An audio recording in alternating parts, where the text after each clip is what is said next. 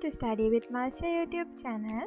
So my dear kids, with the previous video, we learned how to download and install Microsoft logo into our computer. So today we are going to learn some basics of Microsoft logo.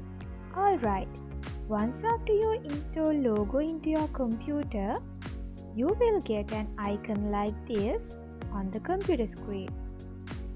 Double click on it and open it. Then you will get the logo screen.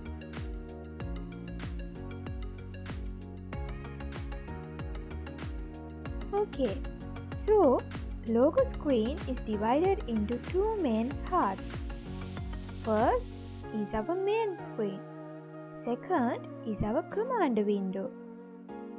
So the first bar on the top is called the title bar and the next one is our menu bar.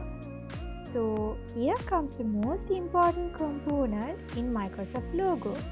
This triangle shaped object is known as the turtle of our program. So the turtle is the one who does everything in logo. Normally our turtle has two main parts. The upper section is known as the head and the bottom section is known as the tail. Remember, our turtle always moves towards the head. The outer area where you can see is called the drawing area. And the center position where our turtle lives is known as the home position. Hope you can see these parts properly. These are known as the scroll bars. So, in our command box, we have two main parts. This area is known as the recall list where the commands displays.